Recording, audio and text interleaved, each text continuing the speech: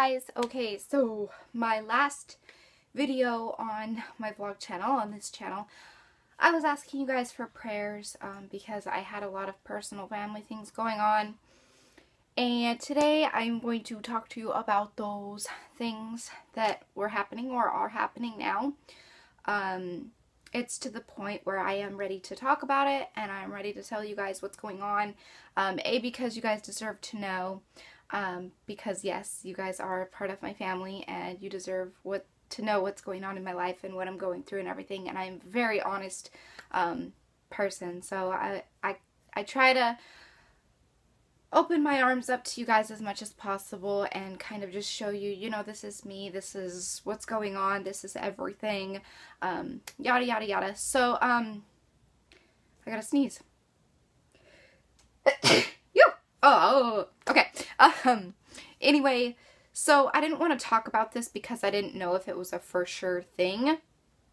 And we were kind of on the fence about it. A few weeks ago, my mom had went in for a mammogram, and they had found a lump in her right breast, and they didn't know what exactly it was. They assumed that it would be cancer, but they had maybe thought that it was a cyst or something, because she has actually had 2 cysts removed, one out of each breast when she was years ago, and it was common, you know, that she had the cyst, so she thought maybe it was just another cyst. And the doctor was explaining to her how the cysts hurt. She could like feel it hurting, and with cancer apparently it doesn't hurt. I don't personally know, but it wasn't hurting, and so long story short, they wanted to do a biopsy so they could take a sample to know whether or not it was breast cancer. And we got the results back yesterday. It is in fact breast cancer. So before you guys say anything, before you guys comment anything, we are going to get through this. It is going to be one step at a time, and it is really, really small. Thank God, like, not just saying that, like, literally, thank you, God, that we found it quickly. It just so happened that it was perfect timing for her to go in for her mammogram, and we found it. They found it. So it is literally only like this big, but it is right near the lymph node. She is scheduled for surgery for the removal of it on June 5th, and they're going to do one incision to obviously take out the lump, and they're going to do a second incision because they want to take a sample from the lymph nodes to make sure it hasn't traveled. In the ultrasound and everything, and the x-rays and stuff that I saw, it hasn't traveled. It's just kind of, you know, like a little oval spot. But I do really need your guys' prayers, and yeah, I just wasn't really comfortable talking about it then, but now it's kind of like sunk in and I can talk about it now. Also, I don't want to give you guys false information just in case it wasn't breast cancer and it was just a scare or something and it was possibly another cyst. I wanted to make sure to have the facts back and have the results before I said anything to anyone. So it is in fact breast cancer, and I really hope we can pull through this. I'm here for her. People always ask me, you know, why do you still live with your mom? Yes, I'm 21 years old and I still live with my mother. That is how I like it, because I am the only one living with her since my dad passed away when I was 12. I've been living with her ever since. We've lived in the same house my whole life, and it's God's plan for me to be here with my mom, because she is disabled and stuff, and she isn't like physically, like, she doesn't have like any like visual disabilities, but she has really bad neck problems, and just her whole right side is just, long story short, we've gone through so many disability claims and stuff. But anyway, I'm not going to get into too much of that. But now the fact that this has been laid on as well, it is a godsend that I, am still residing at home and still, here, so I can take care of her after her surgery and just be here for her, just to be support and tell her everything's going to be okay, losing my dad was really, really hard for her, and it's just one of those things where I want to be here for her. So yeah, it's a good thing that I'm still living with my mom. It's not one of those things where, oh my god, you're 21 and you're still living in your mom's basement. I choose to be here. I choose to be here not just because I can't go out and find my own place. I definitely could if I wanted to. I just need to be here.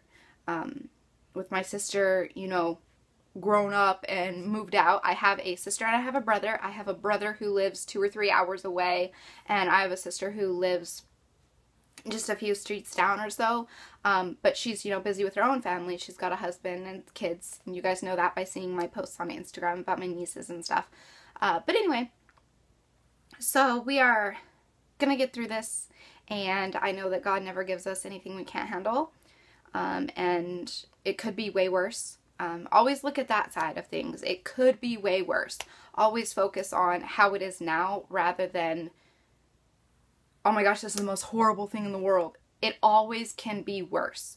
So just always keep that in your mind. Like, oh, okay, it could be horrible, it could have been over the whole breast, but it's only just a little tiny thing, and hopefully they can just go in, do the radiation in the one breast, and then be done with it. Hopefully, fingers crossed, and with your prayers, hopefully we can get through this. God does answer prayers, and I ask you guys for the prayers. On another note, I know this is kind of jumping totally crazy, but my mom and I are going on a trip from the 1st through the 4th. We are going on vacation. We're going to go to Nevada. Before you guys say anything, I will not be doing a meetup or anything like that. I'm not going to tell you what area of Nevada I'm going to, because it is a vacation to spend alone time with my mom and just for us to bond a little bit and just kind of get away from all the technology and just relax.